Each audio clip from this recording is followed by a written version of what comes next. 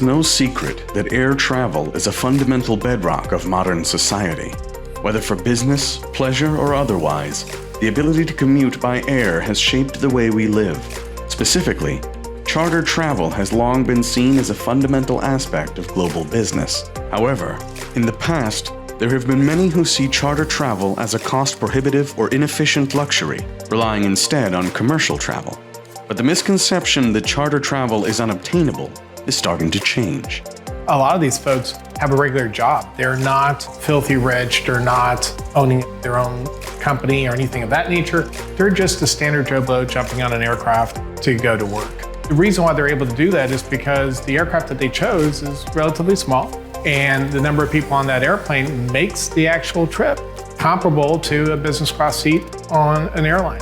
Folks just don't even bother to even look in that direction simply because of how the movie industry and other industries have implied the cost is prohibitive. But the reality is, picking the right airplane, you can actually get a relatively inexpensive price.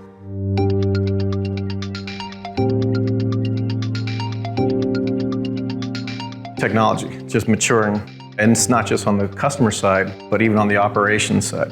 The technology, a buyer can now just jump online, search for travel, and they get a plethora of information there on jets, which is great because they can access and look at different type of operators, but on the operations side, or when they get fed that information, it presents a new problem. They don't understand the type of jets they're looking for or aircraft, so they're looking at pricing all over the place. It's a bit overwhelming. There are tons of different types of aircraft that are out there. They have these weird types or names associated with them, like a light jet, a very light jet, mid-sized jet, and they don't really understand what that means. So they'll sit there and they'll get a barrage of data back to them on a screen of, hey, you could buy this to this, and they range in prices from $2,000 to $30,000, $50,000, and they don't understand which one they need to pick. In the past, the pricing that they would get wouldn't be accurate a lot of times. To this day, we still have that issue because you have a lot of websites that just feed auto pricing, and all they're doing is just grabbing data from operators, slapping 30-40% markups. Here you go on your trip. If you think about the commercial aviation industry, for the last 30 or 40 years after airline deregulation, most of the advances were done based on operations research techniques. These are advanced mathematical models to address problems like crew pairing, how do you schedule flights, how do you ensure your flights are profitable, and also how do you do revenue management, which is how do you price a product and how do you sell the right seat to the right customer at the right price at the right time. Over the last 10 years, however, artificial intelligence and machine learning has made a lot of inroads into the travel industry. AI plays a very central role in the digital transformation of the charter business.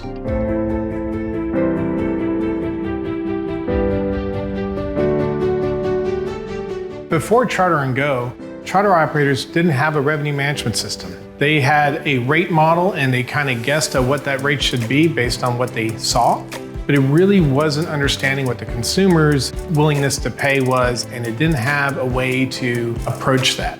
We brought that to the industry. Before Charter & Go, there wasn't a good way to understand what your airport fees are, especially when you're dealing with international or commercial airports. Charter & Go helped bring that information in to make it available for the users. When we launched the solution, our intent was to have two products. One is a charter management and pricing solution, and second one is a distribution platform.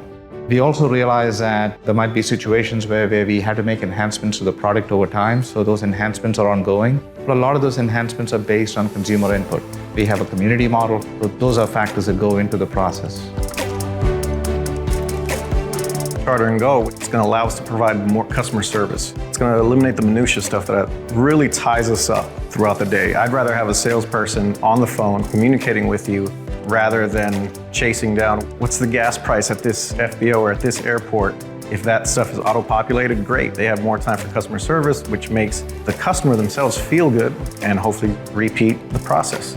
Our end goal is to have a product where the end consumer can come in, shop, book a trip, and not have to worry that the price is going to change, not have to worry that something was missed, not have to worry that they need to have someone call them and say, hey, by the way, your price might be an extra $200 more. If we can do that, then we've mainstreamed charter solutions and allow it to be a lot more competitive against the airline industry simply because of ease of use. Our goal is to improve your bottom line. To learn more about what Charter & Go can do for your organization, visit charterandgo.com.